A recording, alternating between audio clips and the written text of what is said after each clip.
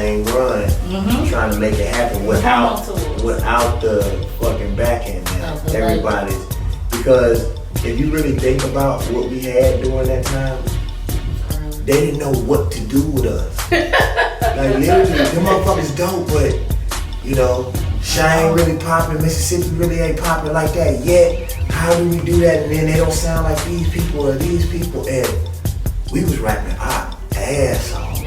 Like, I mean, our ass off. That's real talk, right? Yeah, and we were all doing the same shit around the same time. That's real talk.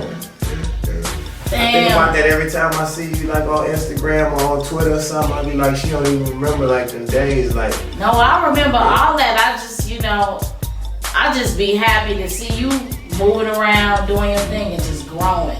Cause you know, it's like, and I heard you say it in another interview you did where you was talking about, man, people act like I just got conscious, and I just remember like conversations with this dude, been like that, he been on that, you know.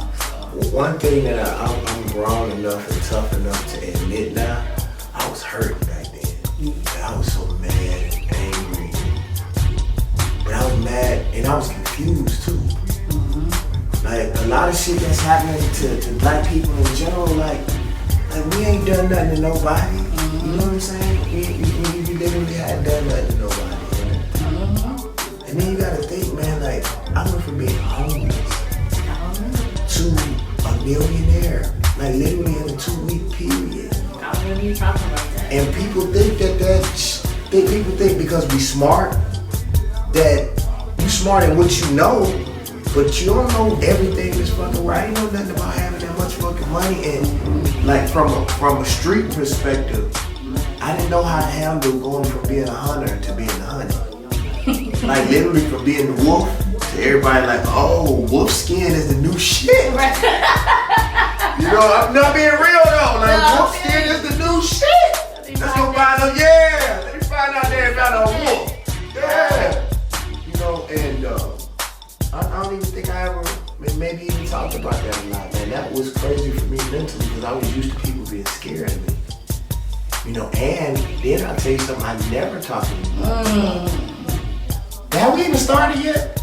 I'm taking go ahead. Okay, yeah, and the other thing was that was, you know, I really don't talk about this much, but now I'm thinking about it, it's dope. It was also hard for me to admit I had gotten sexy. No, I'm being honest. Now, I was a gangster. But when I mean gangster in the sense of like I come from the streets. Right, so you I was always been intelligent, but I get down, like, you know what I'm saying? Cause I know when I say gangster up here, you gotta be careful. It means something different. It means something different up here. So yeah, But what I'm saying is like I came from the streets and like women liked me, and I used to be like, girl, come here, yeah, give me that booty. And she like, okay. Two women be like, what's happening? And then I started like, me?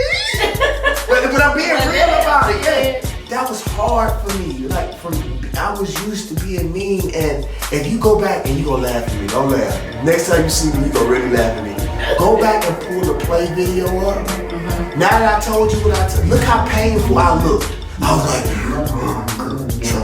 cause I wasn't used to. I was used to get like I was like, and now that I'm older, I find out that we use like a lot of times we get angry because we scared.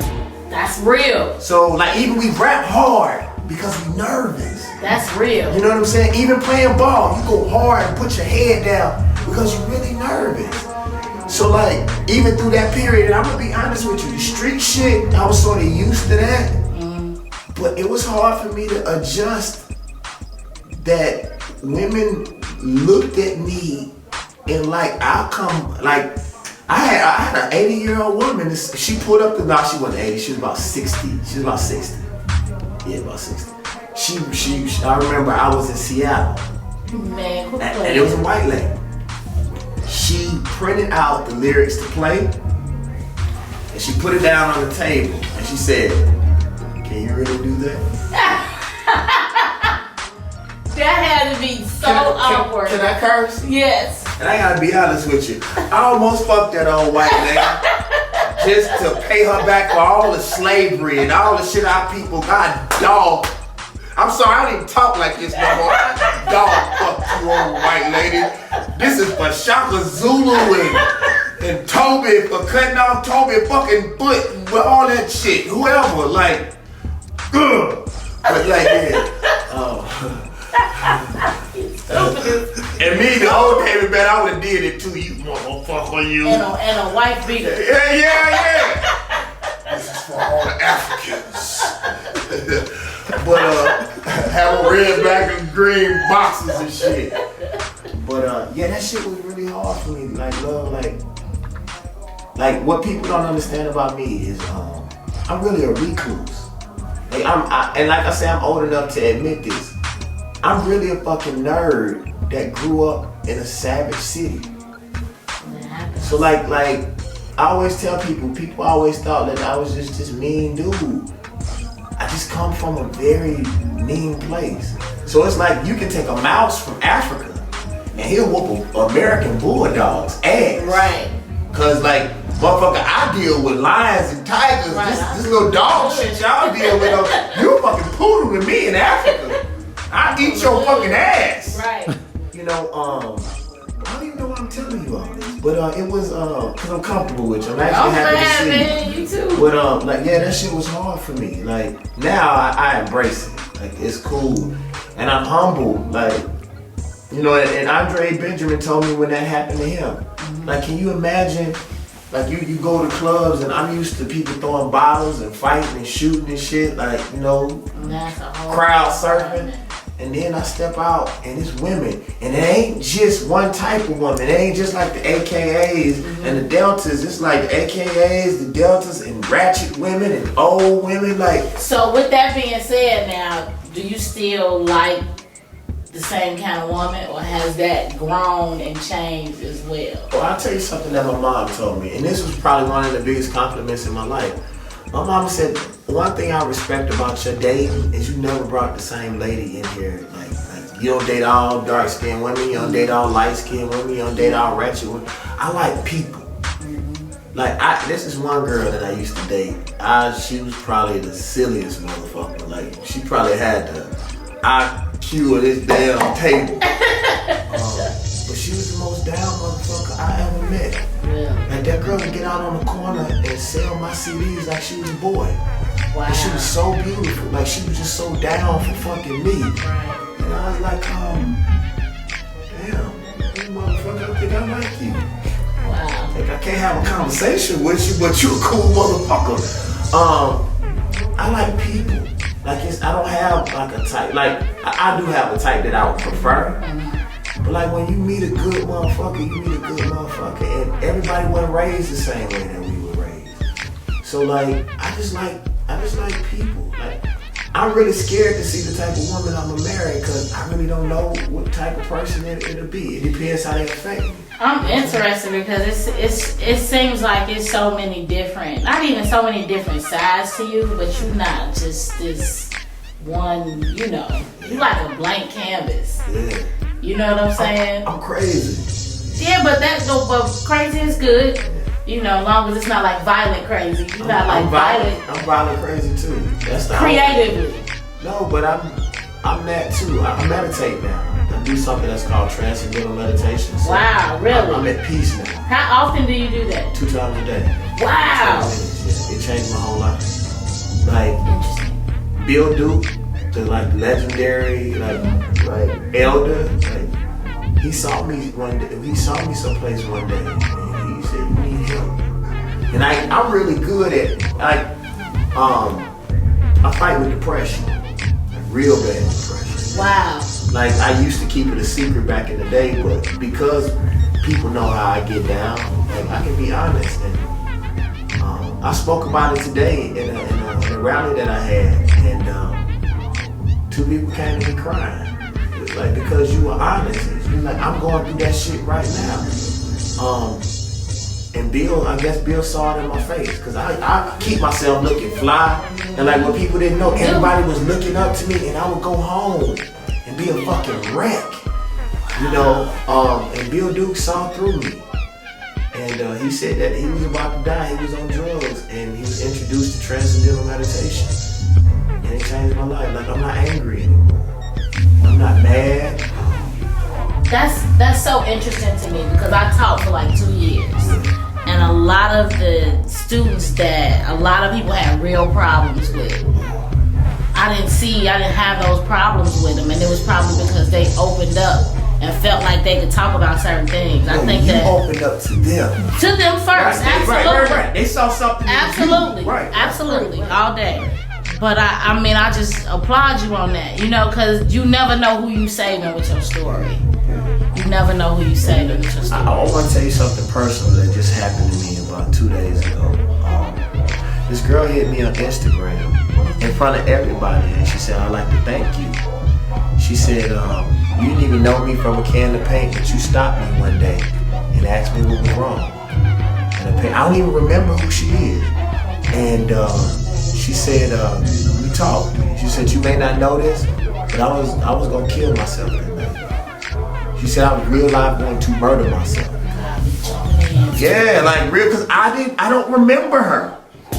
And that shit meant the world to me, cause I was just being me, I can feel people, so I grabbed, "Girl, what's wrong with you?" And then, if she opened up, we'll talk. I don't remember it happening. I don't remember none of that shit. Wow. But that made me let me know, like we doing what's right. Keep moving. Yeah. Keep working. Keep being you.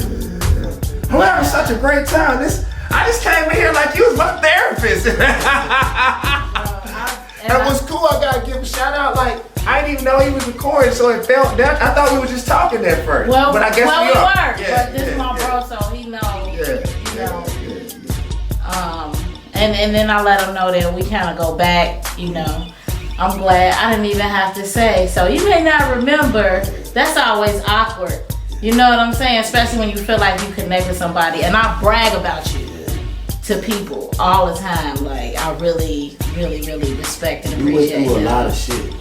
Yes. And we went through shit like people don't even remember our prior careers. Like, we went through shit before we had record deals when people didn't even know what record deals were. Absolutely. You know what I'm saying? We were rapping when people used to call it New York shit. You remember when you was a rapper, especially you was spit, they called it New York shit. What you doing that New York shit from? It wasn't even cool to be a rapper back then. And that's what I was telling you that I remember about us, because we had, not what people would consider hit records now, but we had hot records. They were really big, like people that appreciated hip hop back then. Right. They really, were big really, when they were big. That's the way to say it. Yeah. Like, we were super big in Little Rock. You would have thought we was like, Yeah. But the thing is that we were so far ahead of our time. I agree with that. What y'all was doing, especially like two women spitting the fucking way y'all was spitting. I agree. You know what tripped me out? So me and Shauna went on to do the Lyricist Lounge tour, right? Eminem was on that tour. He wouldn't perform after us. He told the promoter that he had to always go on first. And now when I think about that in hindsight, I'm like, that's fucking Eminem. Like, he cold as hell. Then I think about Dead Prez. They was on that tour. Right after when they got off that tour and they went in the studio, they did this bigger than hip hop. That's right when we started doing the bounce stuff on that tour. Like, just really like, man, let's do some shy shit. We from the shy. Let's embrace, where we from. And Shauna started doing the Rapid Fat.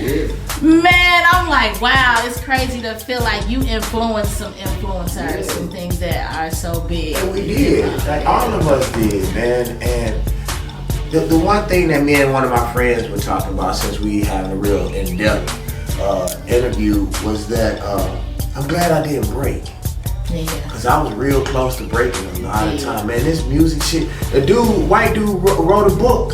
He's over that school that I just came from. Really? I forgot, he's from Europe, but he said SAE? Yeah. He said, I think the name of the book is Welcome to the Music Industry. Prepare to get fucked. That's the name of the book. I'm dead live. I'm telling you, I'm dead serious. That's the name of the book. Like, welcome to the music industry, prepare to be fucked.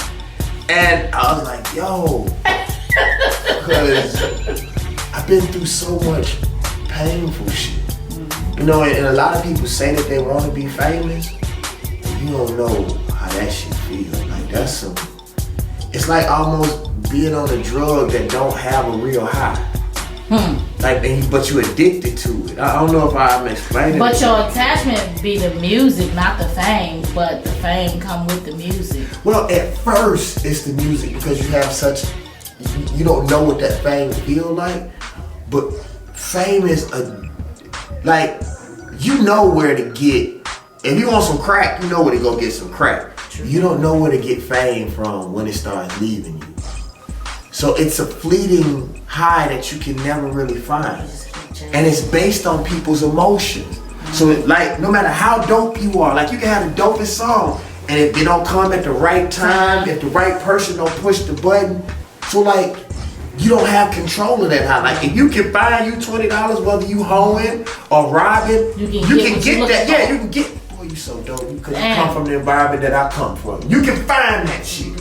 Fame, you can't. And I'm gonna be honest with you, and I hope that the listeners, and this is one of the main reasons, one of the things I wanted to talk to you about, like with my new album, The God Box. The dude from Apple called me, and he said, David Banner, you are starting like a cult following. He's like, I went through your responses about this God Box album, and like, this is with no radio. I'm selling out lecture tours all over the United States. I just got All Hip Hop just said that my mixtape before the God Box may be one of the best mixtapes in history. And I threw that together, not trying to pop or nothing. And I think that's one of the reasons why I'm pushing my album back now, is because, and I'm just gonna be honest with you. Since let that breathe though. That's what I was just about to say. You gotta let that breathe. I'm gonna push the album back because I'm not gonna squash that shit. Because the truth is, and this is hard to admit, people may like the mixtape better because our fans are not artists. I done spent all this time in making the God Box all creative. I brought in symphony orchestras and shit. The mixtape, I just put that shit together like, take this shit. And people was like, that's the shit that they relate to because it's the easiest shit. Like here, just take this shit right here. And people like, that's really what we want from you. You know, sometimes we too creative for, you know, and it's not for our betterment. But like, I gotta be honest with you. I ain't gonna say I'm running away from fame, but I don't let it control me now. Like I'm so quick to tell a motherfucker no, and people can't understand. Well, you ain't on radio. Like how you doing? How you get this tour? How you selling out lecture tours? Don't worry about that. Yeah, the God Box. Don't worry about that. You know, and like I was done rapping. I was done.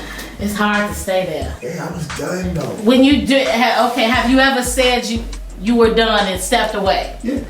Now, when you did it, did you go crazy about a year later, like, and you were mad? Like that's some of the things that I've been through. No, I'm gonna tell you why. When I was done, I was done. Well, what made you come back? Three things made me come back. This kid on Instagram hit me because I created a people don't remember. I've done 19 movies. People don't even realize that. I own a multimedia company. You can go to abattervision.com. Like I scored all the music for Gatorade for the World Cup. And like I make more money doing commercials than I do when people would have 70 city tours. And with 2 weeks worth of work. Now it's hard to get the job, but once you get the job, the money's already there. Unlike rap, like you get on and you get signed, then you gotta go make people buy the album. Not an advertisement. It's hard to get the job, but once you get it, the money is there. All you have to do is perform. But what happened to me was this kid hit me on Twitter, and I really want to go back and find this kid and thank him because he doesn't know he's a big part of the God Box. What happened was. He said, I see you doing the Gatorade stuff. I research you. I keep up with you. He said, but what if I need you? You know what I'm saying? What if you get me through the day? And I never thought about that. And really quickly, I want to tell you something that happened in hip hop that people didn't notice. Just like the middle class in America died, the middle class of rap died. all the people like myself who sold from 350,000 records to 750,000 records, the way that it is in hip hop, either you selling 20,000 records now or you platinum. Or super low. Like it ain't no middle class no more. So you think about Common, you think about Talib, you think about me, you think about all those people who were at that level. When there wasn't no more money in rap, Common when he started acting, he was up.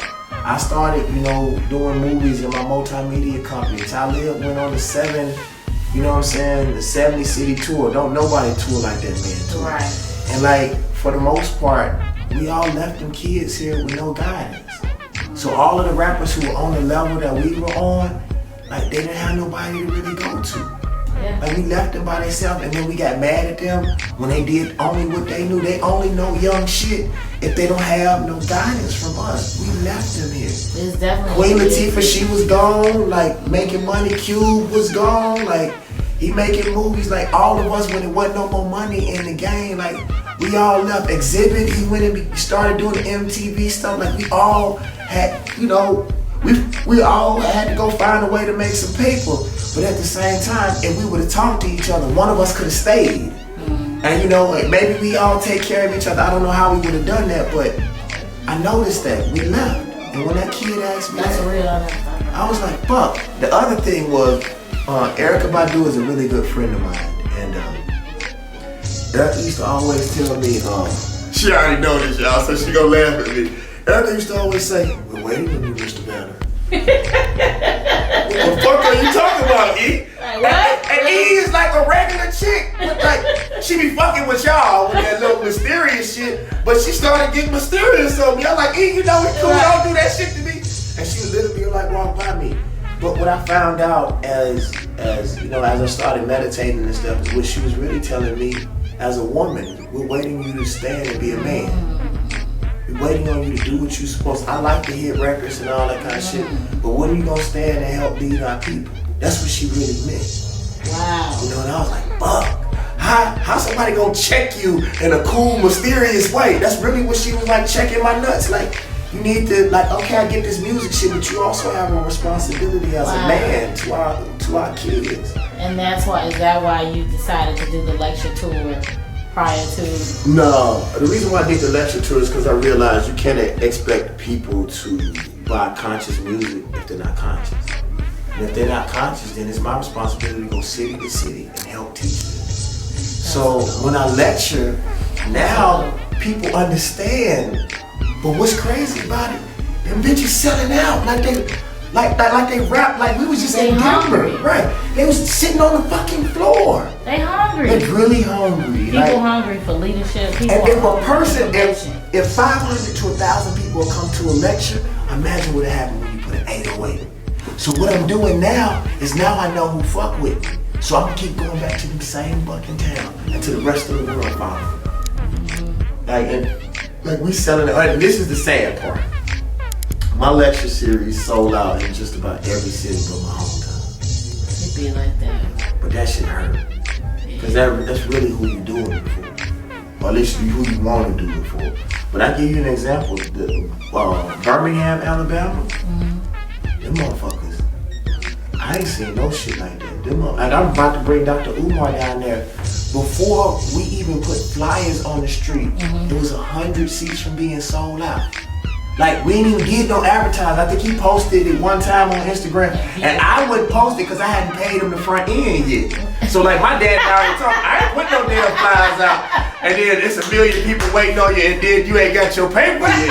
And Dr. Umar was telling me, like, man, we cool like that. Don't worry about that shit. Right. Like, I like to do the right business. Like, until you get your paper, homie, I don't care how good we are as friends.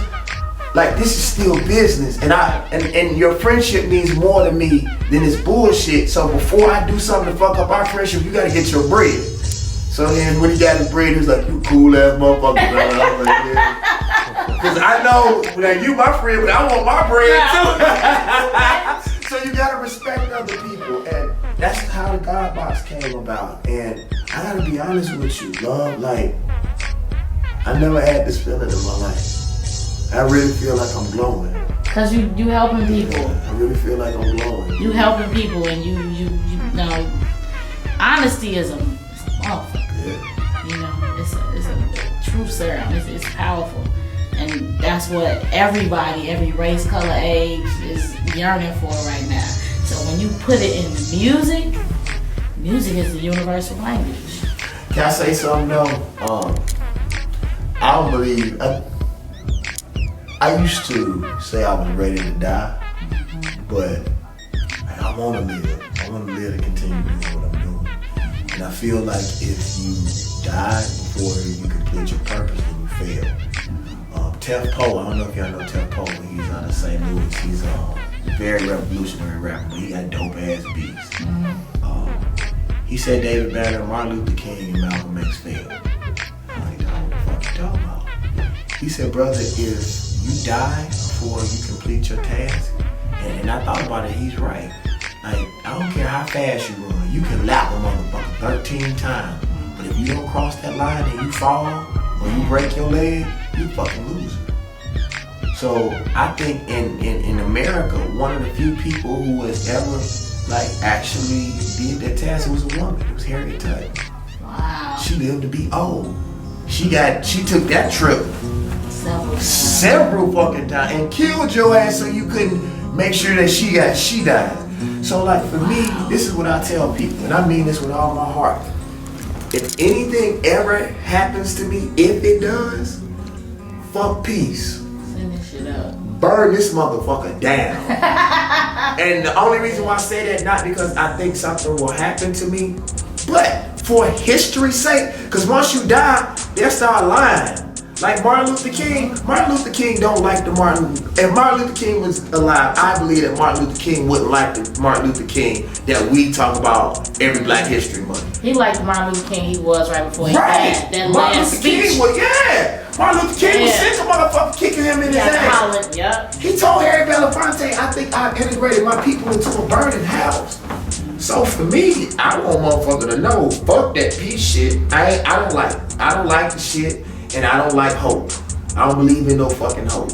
I watch a lot of cartoons, and I'm paraphrasing. Robin on the Justice League said that hope is the absence of information, and it creates chaos. The only reason why we need hope is because we don't have information nor a plan. I don't want your fucking hope. I want you to do something for my people. So like, you know, I want something for my people. And my personal belief is that white supremacy only fears two things. It fears the loss of life. It fears the loss of finances. Praying ain't gonna do nothing. Ain't nobody coming. Praying ain't gonna do nothing. Hoping ain't gonna do nothing until you get off your ass and do something. If you don't fill out a motherfucking application and you don't go for the job, how can God work? It's true. You know what I'm saying? Still heavy, brother. We're still talking all motherfucking night. Still talking all motherfucking night, man. I love it, man. I don't know, I just started cussing all of a sudden. Is that cool? You alright. Oh, alright. I got a little bit too comfortable, man. I'm sorry. You alright. Wow. Hey, I'm proud of you too. I want to tell you why I'm proud of you. What you went through, I went through. And people don't understand that pain. I saw this TED Talk. I love TED Talk. And the lady said, if artists knew that your talent is only a head start, but it's really for you to connect with God.